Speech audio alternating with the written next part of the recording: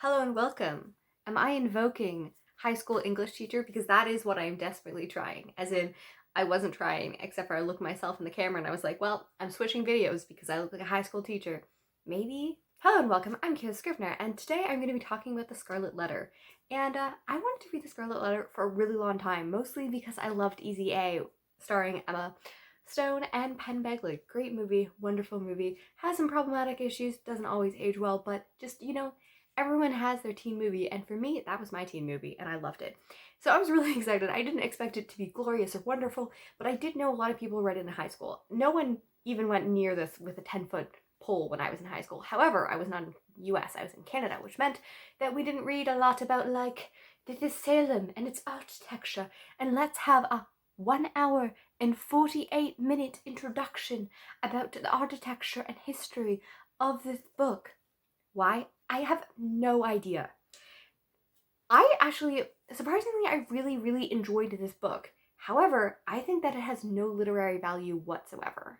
Literary value is defined as referring to the value of a text to a culture, society, or group of people. My argument is the Scarlet Letter has ceased to be of relevance or value to the society at large. This was not always the case. At one point, there was value to the text. It was relevant to the day through the lens of yesterday. It showed the hypocrisy of the church. It showed slut shaming and the way that women are mistreated by those around them, how bureaucracy can lose sight of humanity.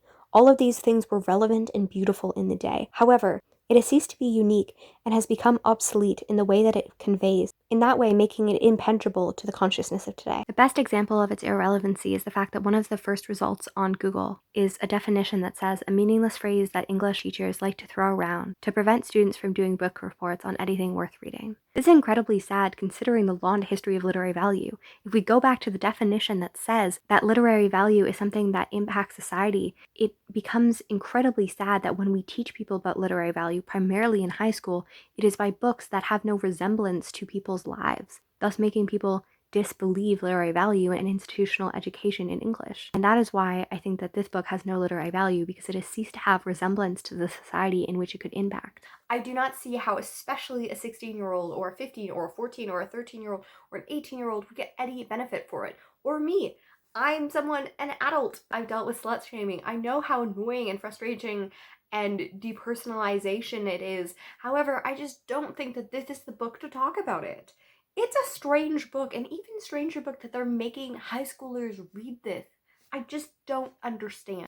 We have our dear Hesta, and she is a single mother who was married, and her man was very old, and he shipped her off to the US by herself and was like, maybe this wasn't a great idea, because yes, she had an affair with a handsome young man that she will not tell you the age of. Which, just watch a teen movie, be like, oh yes, girl hooking up with a guy who's way popular than her, and now she has to deal with the social ramifications of being a slut. I've never ever heard this before. For me, the most interesting part of this was the metafiction, the analysis of self and of history and of the way that we construct stories. That was really cool. I thought Nathaniel Hawthorne did a brilliant job of himself and also through the narrator. However, so I can understand for that why an English teacher would be like, this is such a cool story to study. I just don't think you should be studying it for the themes or the analysis. I think it's a cool story to be like, okay, let's look at history. Let's look at this and analyze the historical influence of this and the historical influence on the novel and how it changed and developed and how it looks at the 1600s and how it looks at the 1800s. And all of that is super interesting, how he's using parallels to the Salem witch trials, and he's kind of asking and adding all of this supernatural things because of its hometown and the fact that it is actually his hometown and it might be a little bit autobiographical. All of that is super cool. The way that hypocrisy and morality interact in church, how they interact in society, how we talk about how these people probably wouldn't have cared nearly as much if they had more to do with their lives. All of this is super interesting. I just don't think it belongs in a high school class. And I don't know why I feel so passionate about this, because again, I wasn't made to study this. I think this is what gives literature a bad name. And I don't think it's a bad book or a bad book to study. I just don't think that it has literary value for today.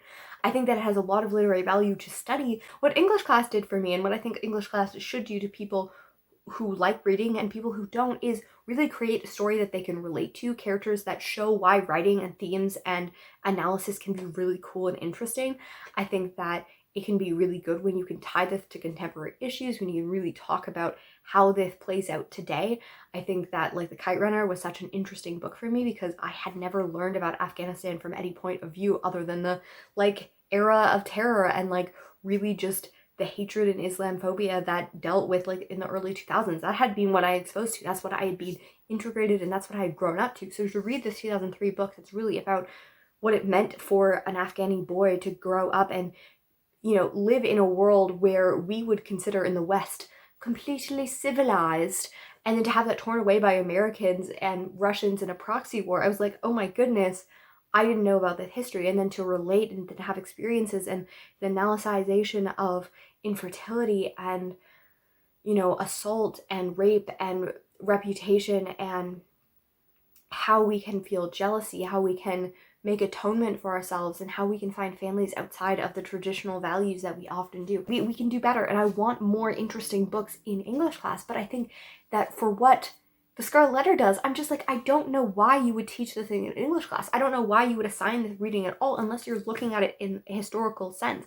Because as a story, I don't think it's that remarkable. There's lots of stories about women dealing with slut shaming. There's a lot of books about the hypocrisy of religion. I can give you like 20 off the bat, and normally they're written by women and they're written in a more adaptable way, because even though he is criticizing the church and he is criticizing society, he's not really writing this to defend an innocent person, to defend a woman. Like Tess of the D'Urbervilles is a book that would do this better. It deals more with the first-hand suffering of the woman who was assaulted and then made to deal with the repercussions of that, of a choice that she wasn't made. And throughout, Thomas Hardy really punches the fact that she is innocent. She did not do anything wrong. She was taken advantage of. Obviously, Hester's choice to have consensual sex is way different than Tess being assaulted and then being made to be terribly treated for the rest of her life because of the fact that she was assaulted because a man, even though she had reportedly told him no, no, no, no, thought that, you know, she's asleep. What can I do to her? Like, that is a book that is more interesting and it deals with more issues of,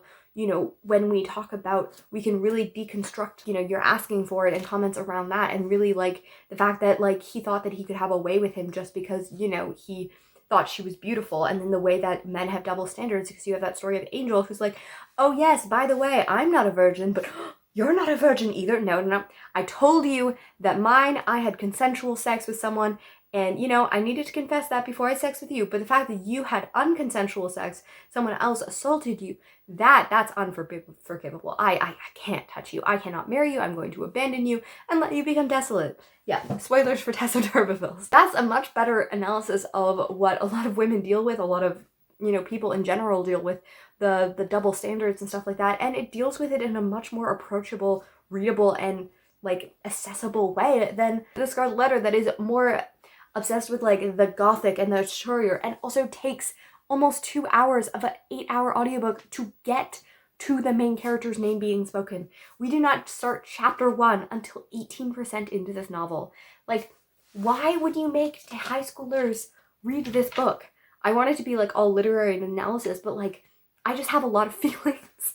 I've always held the opinion that hating a book because you're made to study it is dumb and immature, but I also think that making children and teenagers or whoever study books that are not applicable to their lives, are not particularly special or unique, and are going to make them more difficult for no apparent reason is also dumb and pretentious and also kind of immature, because you're like, I want you to read this kind of book and like this kind of book. No, dumb. Anyways, I don't know if I said anything in this video, but I think The Scarlet Letter is a very interesting book in a historical lens and to study, but I do not think that people should be made to read this. And I also think that unless you're very interested in the 1800s, the 1600s, hypocrisy, or like metafiction, you just shouldn't read this book, like unless you're interested. But like, I just don't think that it's a book that should be held in as classic canon. There are so many other great books. These are my rambly thoughts. Tell me what you thought. Have you read The Scarlet Letter? Do you resent institutionalized reading lists? What are your thoughts? Have a fantastic day, and I will see you next time. So, we have our dear Hester Prynne. I should have done more research. I'm an adult, I've dealt with slut shaming. I'm not yelling because I'm angry, I'm yelling because I can't say it.